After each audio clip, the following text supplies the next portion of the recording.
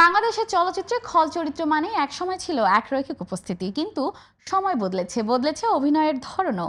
সেই পরিবর্তনের ধারায় যিনি খল চরিত্রে এনে দিয়েছেন অভিনয়ের নতুন মাত্রা, তিনি হলেন আশিস খন্দকার। অ্যাডভেঞ্চার অফ সুন্দরবন চলচ্চিত্রে তার দুর্দান্ত অভিনয় তাকে এনে দিয়েছে 2023 সালের জাতীয় চলচ্চিত্র পুরস্কারের শ্রেষ্ঠ খল অভিনেতার স্বীকৃতি। এ সম্পর্কে বিস্তারিত জানবো এবারের আয়োজনে। 9 জানুয়ারি 2026 তথ্য ও সম্প্রচার মন্ত্রণালয়ের প্রকাশিত প্রজ্ঞাপনের মাধ্যমে 2023 সালের জাতীয় চলচ্চিত্র পুরস্কার ঘোষণা করা হয়েছে।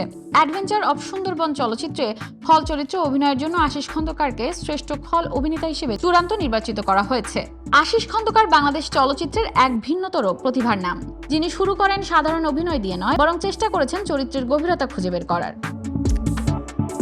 একসময় স্বল্পদৈর্ঘ্য চলচ্চিত্র চাকাতে অভিনয়ের মাধ্যমে তার প্রথম খ্যাতি আসে, যেখানে তার অভিনয়কে বিশেষভাবে নজরে নেওয়া হয়।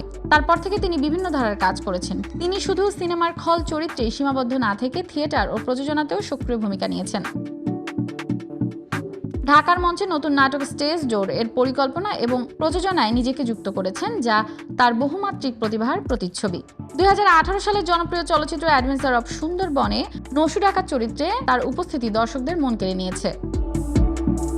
কঠিন খল চরিত্র হলেও তার চোখের অভিব্যক্তি এবং পারফরমেন্স সত্যি স্মরণীয় হয়ে ওঠে। 2023 সালে তার কাজকে বাংলাদেশ সরকারের জাতীয় চলচ্চিত্র পুরস্কার 2023 শ্রেষ্ঠ খল অভিনেতার স্বীকৃতি হিসেবে দেয়া হয়, যা তার ক্যারিয়ারের সবচেয়ে বড় মাইলফলক বলে মনে করা হয়।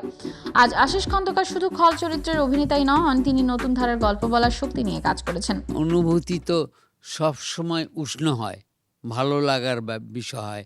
অ্যাওয়ার্ড অনুপ্রাণিত করে কিছু একটা করার জন্য, তাই না? আমার ভিতরে এক ধরনের অনুপ্রেরণা জুগিয়েছে অ্যাওয়ার্ড, অবশ্যই। আমার কিন্তু একটা দীর্ঘস্থায়ী একটা স্ট্রাগলিং আছে, আর স্ট্রাগলিংটা হচ্ছে আমার কাছে একটা গ্ল্যামার্স। যেহেতু সেটা যখন শিল্পের জন্য হয়, শিল্পের জন্য যে ত্যাগটা হয়ে যায় সেটা আসলে ত্যাগ থাকে না বলে মনে হয়।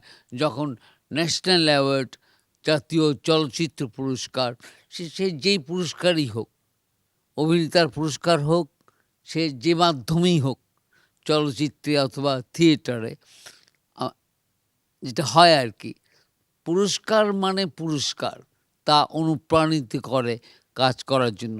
এই পুরস্কারে যারা আমাকে মনোনীত করেছেন তাদেরকে জানাই আমার আন্তরিক অভিনন্দন। চলচ্চিত্র ও নাটকের ভূমিকায় নাটকীয়তা, গভীর চরিত্র নির্মাণ ও দর্শকদের কাছে তাজা অভিজ্ঞতা পৌঁছে দিচ্ছেন।